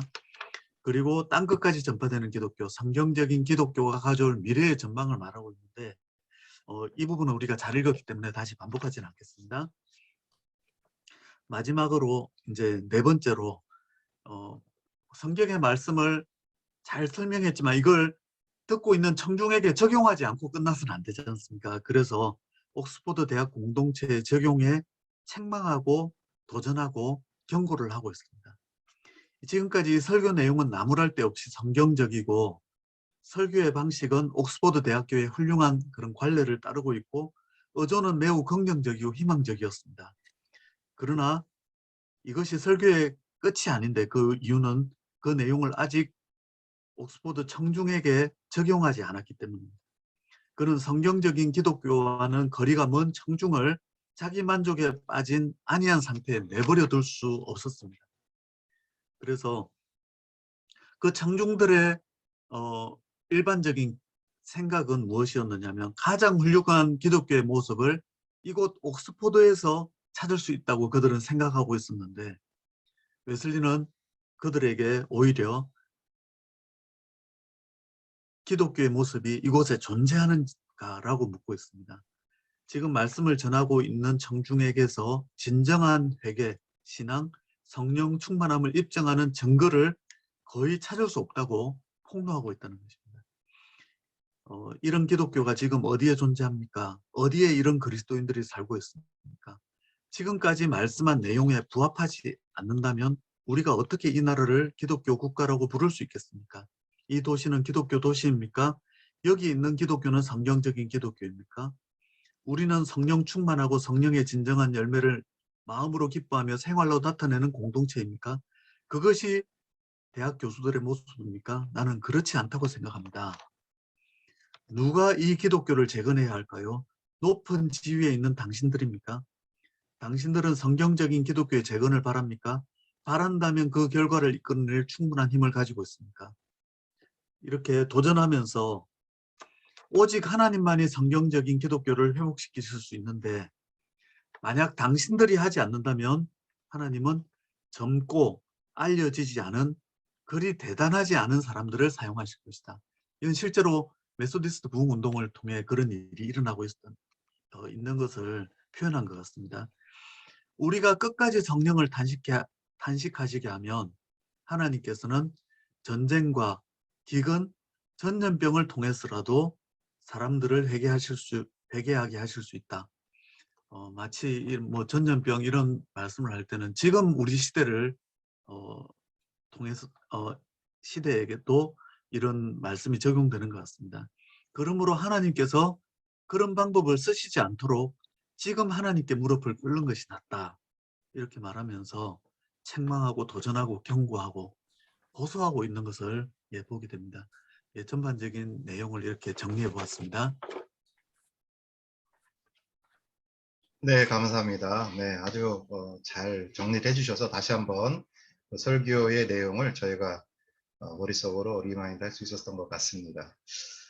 네, 저는 이렇게 보니까 웨슬리가 참 당시에 적절한 설교를 굉장한 핵심어, 키워드를 나열하고 그것을 성서와 연결시키면서 굉장히 설득력 있게 우리에게 이야기를 하고 있다는 느낌을 설교를 읽으면서 받았습니다. 성령으로부터 시작을 해서 성령 충만하게 되고, 그리고 성령 충만한 사람들은 그리스도의 마음과 성령의 열매를 맺게 되고, 그 성령의 열매의 가장 중심에는 사랑, 하나님의 사랑이 있으시고, 그 하나님 사랑과 이웃 사랑이 초대교회의 가장 중요한 특징이었고, 이것이 기독교 확장에 굉장히 중요한 역할을 했고, 그러나 그 상황에서도 신앙의 신비와 사악한 신비가 동시에 혼재하는 상태가 주어지고, 하나님의 자비와 정의로서 그러나 그것을 극복하고 승리하게 되고, 믿음을 통해서 평화와 기쁨이 우리에게 오고, 그리고 그것은 나눔과 구제의 삶으로 펼쳐지고, 이러면서 이것이 기독교인데 과연 옥스포드 이 대학의 그러한 기독교적 모습이 과연 있는가, 이렇게 마지막에 아주 구체적이고 실천적인 적용까지 하는 것을 보면서 웨슬리 역시 선생님이 신학과 영성과 그리고 그것에 대한 사회, 그 당시의 사회도 잘 읽으면서 굉장한 적용을 이렇게 해주고 있다라는 생각이 듭니다. 특히 또 다른 느낌은 제목처럼 성서적 기독교와 같이 성서에 관한 어떤 본문들이, 물론 이제 이 부분에 대해서는 성서학자들이 있으면 또 이것이 과연 옳은가 그런가 이렇게 논쟁이 물론 있겠지만, 성서주석과는 상관없이 설교의 제목과 걸맞게 성서적 구절들이 굉장히 많이 등장하는 것, 가능하면 성서적인 어떠한 모습을 통해서 오늘날의 기독교를 좀 바라보려고 하는 그러한 또 인상도 많이 받았고요. 읽으면서 그러나 제목에 대해서 조금 한번 제가 생각을 한번 해본 것이 있는데요. 스크립처럴 크리스티아니티. 이게 성서적인 기독교 이렇게 이제 번역이 되어 있는데, 독일어 같은 경우는 이제 크리스텐툼과 크리스텐하이트, 그래서 두 단어가 있어서 좀 제도적인 어떤 측면을 가지고 있는 그러한 기독교. 그런데 루터나 또는 웨슬리 선생님처럼 그것은 눈먼 단어, 특히 이제 교회에 관한 단어들은 그렇게 이제 표현을 하고 있잖아요. 그래서 루터도 그렇고 독일어로는 이제 크리스텐하이트라는 말을 사용하면서 기독교성 또는 전체 기독교라는 그러한 어떤 영적이고 공동체적인 측면을 강조하는데, 혹시 이제 여기에 성서적 기독교 하면 이제 기독교에 관한 부분들, 이 부분들이 조금 오해가 좀 생길 수도 있겠다 생각이 듭니다. 혹시 이 부분에 대해서 좀 우리 장기영 목사님이나 또 말씀해 주실 수 있으면 조금 더 보충 설명해 주시면 좋을 것 같고요. 그리고 마지막으로 저는 이제 읽으면서 에밀 브루너라는 학자가 있는데요. 이 학자가 교회에 대한 오해라는 책의 거의 마지막 부분에 이렇게 얘기를 합니다. 하나님은 교회와 함께, 교회 없이, 그리고 교회에 반대하여 일하실 것이다. 저는 이 말씀, 이 구절이 굉장히 저는 인상적이었거든요. 그러니까 교회와 함께 한다는 것은 하나님이 교회를 사용하셨지 않습니까? 그래서 그 교회의 시간 동안에 하나님 교회와 함께 사역을 하시고, 가만 보니까 교회라는 것이 제도적인 교회라고 한다면 구약 같은 경우는 이제 에클레시아라는 단어 자체가 등장하지 않기 때문에 칼, 야외, 뭐 에다 이런 단어가 등장하기 때문에요. 교회 없이도 하나님께서는 또 일하셨고, 심지어는 제도적 교회라고 의미한다면 종교개혁 같은 경우는 하나님이 교회를 반대해서 일하신 거거든요. 제도적 교회에 반대해서 새로운 기독교를 종교개혁이라는 이름으로 이제 하나님께서는 쓰셨다. 그러니까 이러한 구절들이 생각나면서 이런 측면에서 본다면 웨슬리 선생님이 정말로 어떤 기독교가 가지고 있는 크리스찬어티, 독일 말로는 크리스텐하이트, 이 기독교성에 대해서 그 본질을 꿰뚫고 그것에 대한 어떤 핵심을 이야기하지 않았나 이런 생각도 한번 제가 가져봤습니다.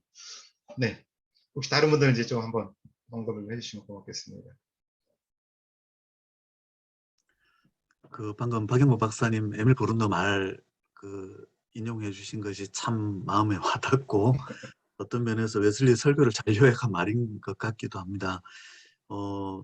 웨슬리가 흔히 이 성결이나 그리스도인의 완전이라는 용어를 써서 사람들에게 하나님이 원하시는 거룩함의 기준을 설명하면 이게 사람들이 교리적인 논쟁으로 끌어가고, 그로 인해서 사실 그 성경적인 그런 말씀을 전달하는 데 있어서 계속 이게 방해를 받는 그런 요소가 있는데, 웨슬리가 그래서 의도적으로 사실은 이 나와 있는 내용의 전체가 그리스도인의 완전, 하나님 원하시는 거룩함의 기준 이런 것들을 설명한 것이라고 볼 수 있는데, 논쟁적으로 끌어가지 않고 성경적인 용어를 가지고 하나님이 바라시는 기준은 이것이다 하는 것을 분명히 세워주고 있는 것 같습니다. 그러면서 역사 속에서 존재했던 기독교나 현실 속에서 존재하는 그 기독교가 과연 사람들은 익숙해져 있고 그것이 아무 문제가 없는 줄 알고 그 속에서 살아가고 있지만, 그것이 하나님이 우리에게 바라시는 그 기준에 충족하고 있는가 하는 그런 도전은 계속 이런 성경적인 용어를 통해서 직접적으로 던질 때, 이게 사람의 어떤 말이나 사람의 기준 아니면 뭐 교리적인 논쟁으로 빠지지 않고 하나님의 그런 말씀으로 우리 속에 다가와서 하나님의 그런 음성으로 들릴 수 있기 때문에 이런 방식으로 도전한 것이 아닌가 하는 생각이 듭니다. 그 당시에 한번 이게 웨슬리가 왜 이제 더 이상 설교를 하지 못했을까라고 생각을 해보면, 외부에서 하나님이 그런 도전으로 다가오셨을 때에 그것을 하나님의 권위 있는 말씀 앞에 낮아져서 수용하고 자신을 변화시키지 않으면 결국에는 그것을 쳐낼 수밖에 없는, 그래서 거만하고 교만했던 사람들은 결국에는 이걸 자신에 대한 어떤 모독처럼 여기면서, 웨슬리가 설교 안에도 기록했듯이 결국에는 왜 반대를 받게 되느냐 하는 그런 내용이 그대로 적용되어서 그들이 이걸 웨슬리의 말을 받아들이기보다는 오히려 웨슬리를 배척하는 그런 것으로 결과를 가져오게 된 것 같습니다. 결국 우리가 하나님의 거룩함의 기준을 받아들이느냐 아니면 그렇지 않으면 배척하게 될 수밖에 없는 그런 하나님 말씀과 우리 사이의 어떤 우리의 죄성 사이에 그것을 또 역사적으로 보여주는 결과인 것 같기도 하고, 예, 그렇습니다. 그런 생각이 들었습니다. 네. 다른 분들도 말씀 나눠주시면 도움이 될 것 같습니다. 네. 저는 이 설교를 접하면서 이렇게 한편 설교 속에 성경을 이렇게 자유자재로 인용할 수 있는 설교자는 얼마나 탁월한가. 예, 그다음에 그 성경을 이렇게 논리적으로, 지성적으로 전개시킬 수 있는 그 지성은 얼마나 뛰어난가. 그리고 어떤 그 시대를 통찰하고 하나님의 기준을 제시하는 그런 영성은 정말 웨슬리다운 참 멋진 설교라고 생각이 되고요. 그다음에 그 가장 기독교적인 공동체의 어떤 모범으로 생각해 당시 옥스퍼드 대학의 지성들을 향하여 완전 그들의 민낯을 드러내는 이런 설교는 용기가 없으면 못할 것 같다. 만약에 외래 강사가 학장님과 교수님들을 모셔놓고 과연 이런 설교 도전 있게 할 것인가? 용기 없는 분은 정말 못할 설교라고 생각이 되고요. 이런 설교가 있기 때문에 그 영국 사회에 변혁을 가져온 것이 아닌가. 시대 가치관과 성경적인 가치관이 상반되는 이런 상황 속에서 타협하지 않고 오직 진리를 향하여 외치는 웨슬리의 그 순수성이 정말 그것이 오늘 참 우리가 본받아야 될 귀한 사표가 되는 것은 아닌가, 이런 도전을 받게 되네요. 그리고 저는 이 설교를 보면서 야, 이게 목회자들을 모아놓고 신학 교수님들을 모아놓고 설교한다면 어떤 반응이 일어날까? 참 웨슬리 정말 공부할수록 참 다 쫓아가기가 힘든 것 같습니다. 또 나눠주시면 좋겠습니다. 네.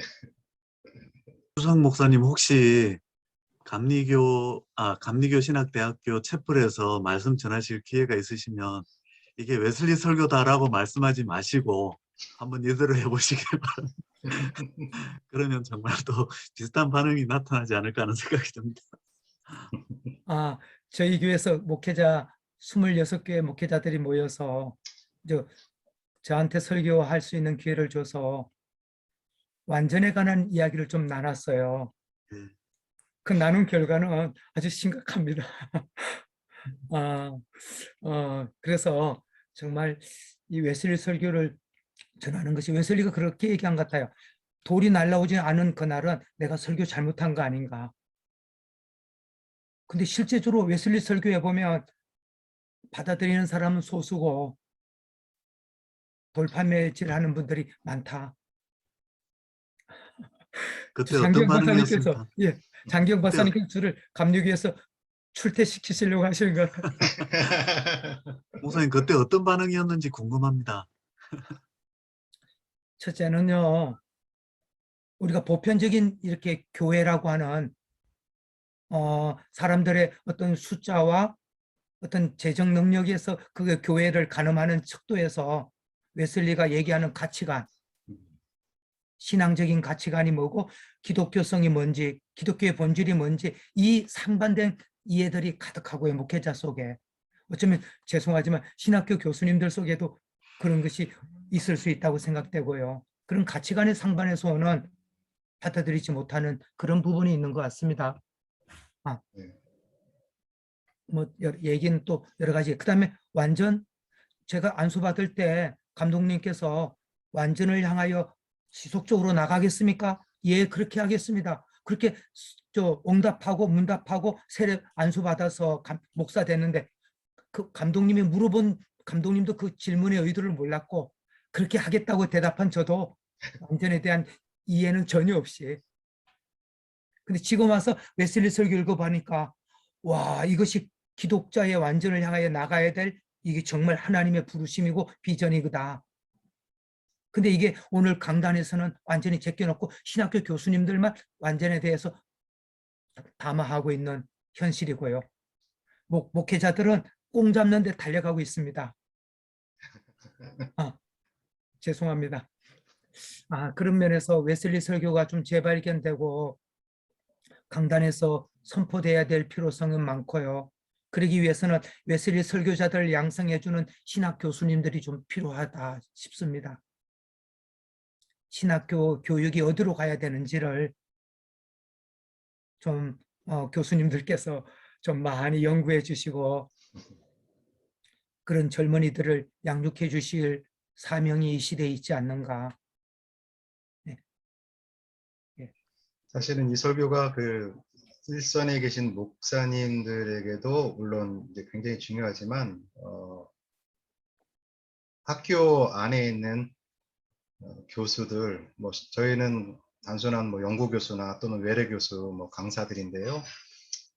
이런 분들에게 더 중요한, 더 뉘우치고 회개해야 할 그런 강력한 메시지가 아닐까 생각합니다.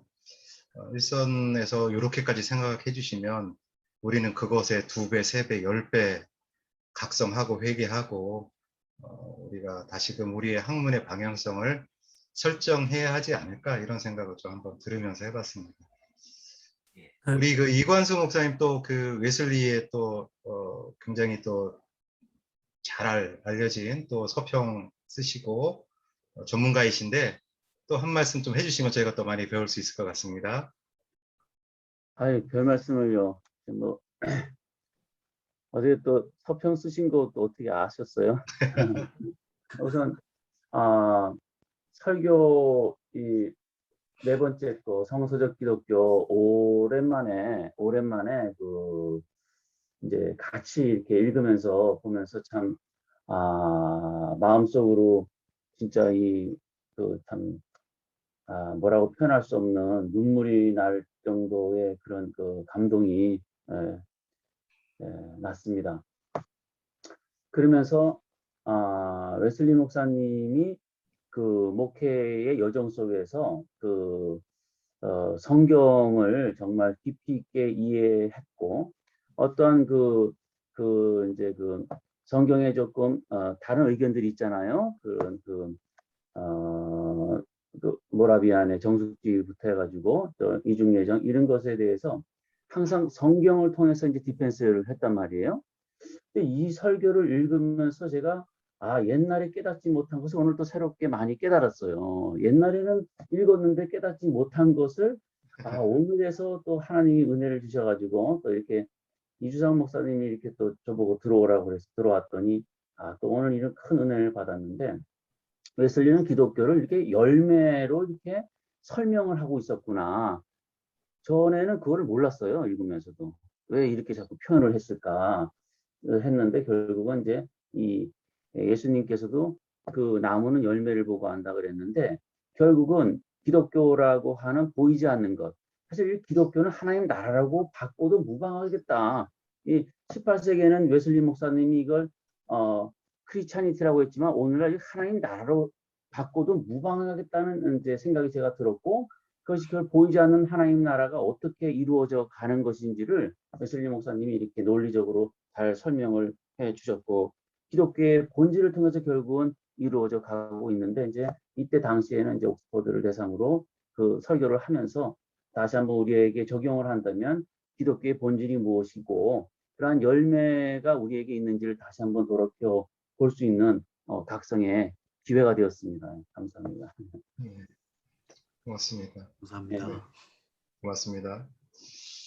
그 하나만 질문해도 될까요? 네, 그럼 되시요. 여러 개 하셔도 됩니다. 네, 여러 개 할 것 같은데 저는 이 설교 읽으면서 솔직히 저는 아직 부족해서 그런지 논문 같게 느껴졌고 다 이해하기가 너무 어려웠습니다. 근데 좀 제가 전반적인 이해는 뭔가 웨슬리의 설교가 이제 이제 대학교 안에서뿐만 아니라 교회 그리고 국가 그리고 세계 기독교인 모두에게 이렇게 이야기 확장을 하는 것 같다면서 같으면서 좀 많이 너무 좋았고요. 네. 근데 다른 한편으로는 이런 기독교 공동체가 기독교 공동체다운 모습을 드러내지 못했다고 했는데 그러면은 웨슬리 설교 이 당시 상황에서 그 국교회와 국가 그리고 이 기독교 공동체가 어떠한 역사적인 상황이 있었는지가 먼저 역사적 배경이 너무 궁금하고요. 두 번째로는 저는 어떤 사람들은 이렇게 생각을 해요. 교회는 죄인들이 모인 곳이기 때문에 조금 많이 부족하고 문제가 있을 수도 있다 이렇게도 얘기를 하는데 저도 이제 웨슬리가 중생을 하고 성결의 체험을 하면서 계속해서 성결의 그 완전한 성결 이거에 대해서까지 나가야 된다라고 하는데 정말로 웨슬리가 이렇게 설교했던 것처럼 교회와 국가 그런 기독교 국가 완전한 기독교 국가가 세워질 수 있을까라는 의문과 또 더 나아가서는 이건 신학적인 건데 영화까지 우리가 삶을 살면서 영화까지의 그런 영화까지 도달할 수 있을까 이런 의문이 들었습니다. 네.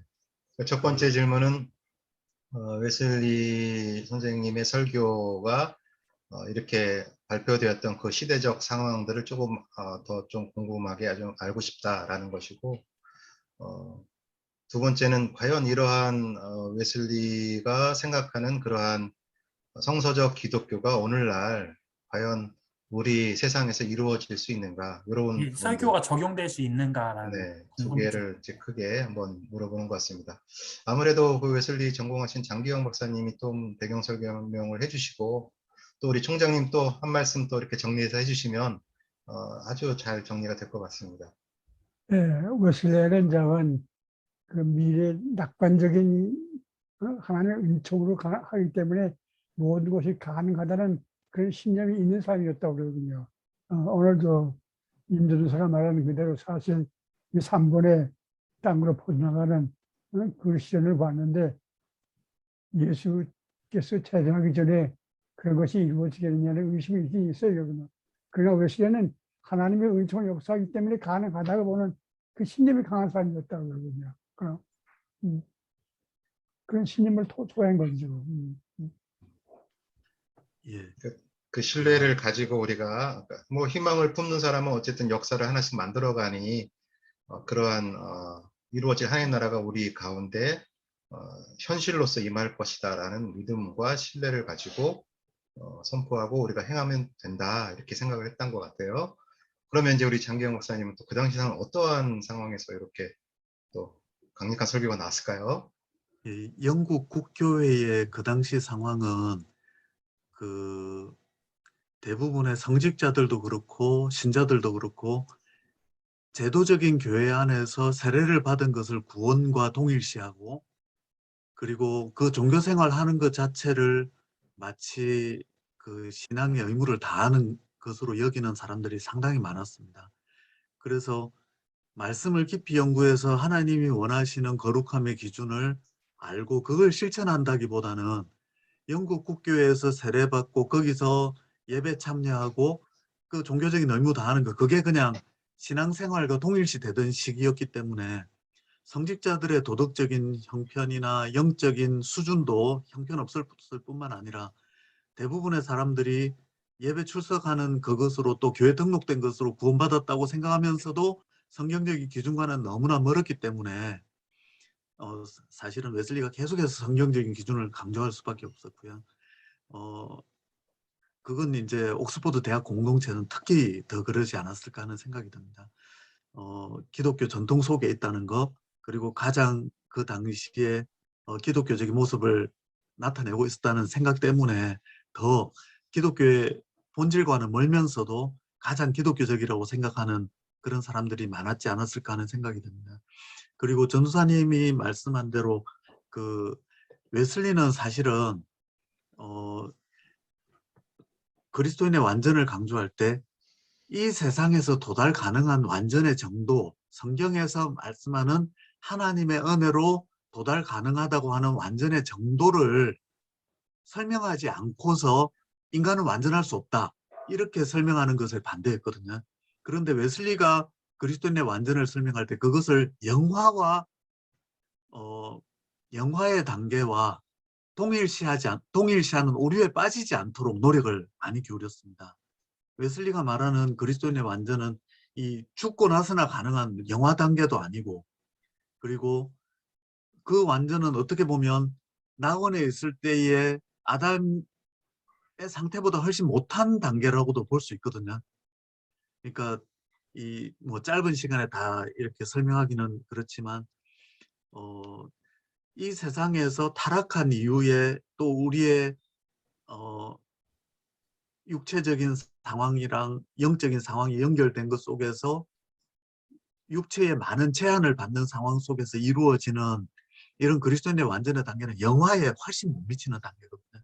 그런 점에서 영화를 목표로 하면 사람이 절망에 빠질 수밖에 없는데, 성경 말씀 속에서 그리스도인의 완전이라고 하는 이 완전의 단어를 성경이 제시하는 것보다 훨씬 높여놓고 그리고서 우리는 완전할 수 없다, 이렇게 되면 우리는 절망에 빠질 수밖에 없고, 그래서 웨슬리는 타락한 인간 속에서도 하나님의 은혜로 가능한 완전의 수준이 어느 수준인지를 설명하기 위해서 성경의 많은 구절들을 가지고 와서 설명한다고 볼 수 있습니다. 그래서 너무 완전의 기준을 높여놓는 것에 웨슬리는 오히려 반대했기 때문에 그보다 못한, 그렇지만 성령의 도우심으로, 하나님의 도우심으로 도달 가능한 완전, 이걸 이해하는 것이 웨슬리의 완전론을 이해하는 그 비결이 아닐까 이런 생각입니다. 책을 더 읽어봐야 될 것 같습니다. 예. 네.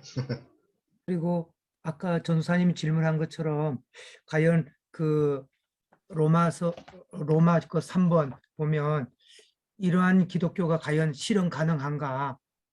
저는 그걸 하나님의 언약과 이렇게 연관시켜서 하나님의 약속이기 때문에 실현 가능성이 있다. 우리가 믿음으로 그걸 구하고 또 우리가 하나님의 뜻에 순종한다면 개인이나 공동체나 그 실현은 하나님의 손에 있기 때문에 우리가 그러한 비전을 좀 추구하기에 마땅하지 않은가 그런 생각을 좀 하게 되고요. 예. 그리고 이 설교에서 나오는 세 번째 단락 있지 않습니까? 예. 전 세계로 퍼져나가는 기독교, 이 부분이 사실은 하나님의 역사 속에서 실제로 교회가 성령의 강한 능력 속에 있었을 때, 이런 전파의 과정이 이루어졌을 때 미래의 전망을 말씀하는데, 이게 웨슬리 역시 역사 속에서 온전히 이루어졌다고는 생각하지 않았던 것 같습니다. 그러면서 웨슬리의 설교 중에서 예를 들면 여기에 나온 말씀들이 보면 구약의 예언들과 신약의 예언들이 있기 때문에 웨슬리가 이것이 역사 속에서 온전히 이루어졌다기보다는 오히려 제가 생각하기로는 그 그 천년왕국이라든지 나중에 하나님 나라가 온전히 이루어졌을 시기에 그 종말론적인 전망과도 연결시키고 있기 때문에 이게 온전히 이루어졌다는 것보다는 하나님께서 전적인 주권에 의해서 이루실 그 나라에 대한 전망도 포함되어 있다고 생각이 들거든요. 그래서 이 부분은 종말론에 관한 어떤 전망과 연결시켜야만 더 분명하게 연결시킬 수 있는 구절들이 아닌가, 그런 생각도 듭니다. 고맙습니다. 다른 교수님들 혹시 그 웨슬리가 그 세 번째에서 이사야서 2장하고 이사야 11장을 인용하면서 이리가 어린 양과 함께 거하고 표범이 어린 염소와 함께 누우고 어린아이가 독사굴에 손을 넣어도 물지 않는 이러한 샬롬의 공동체가 이루어질 것을 전망하는데 이것이 천년왕국에 의미하는 것인지 아니면 하나님 나라 완성 거기에서 이루어지는 것인지 혹시 총장님께서는 어떤 생각을 갖고 계신가요?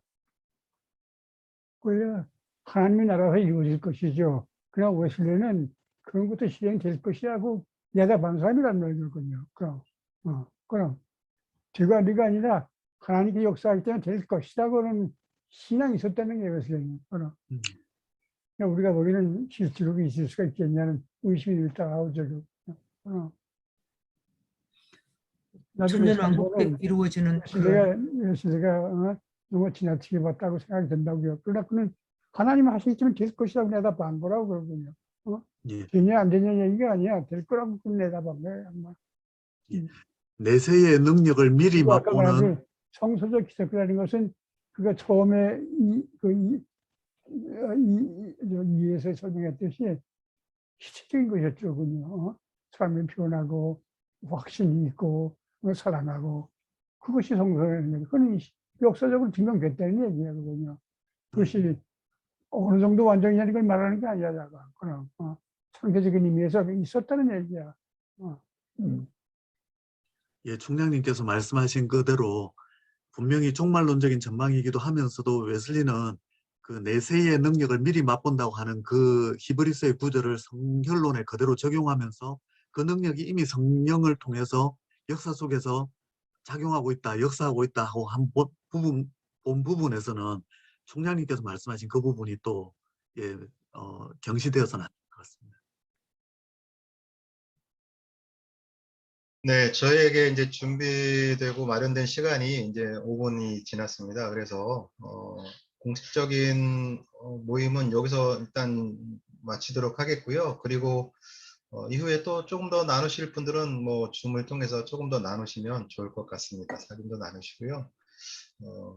우리 마지막 모임을 위해서 총장님 한번 기도해 주시고 우리 마치면 좋을 것 같습니다. 부탁드려도 될까요, 총장님? 날 보고 기도 한번 해주시고 오늘 모임 마치도록 아버지 하겠습니다. 하나님, 요새 선생님의 그 강한 믿음과 소망에 대해서 참 감동을 느낍니다. 참 모든 말씀하시고 하신 모든 성경의 근거에서 말하는 걸 보고 참 우리가 감동을 받습니다.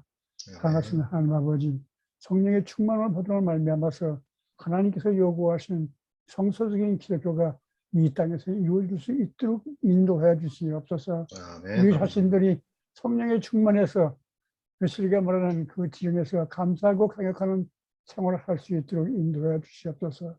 우리 모이는 웨슬리 연구의 모임이 옛날 웨슬리의 역사였던 하나님의 역사가 나타나는 것 되어서 하나님께 영광이요 우리가 기쁨으로 채워줄 수 있도록 복비로 주시옵소서. 수고하는 모든 사람들에게 늘 같이 하시고 공부해 주시옵길 바라면서 우리 주 예수 그리스도 이름 받들어서 기도드리옵나이다. 아멘. 아멘.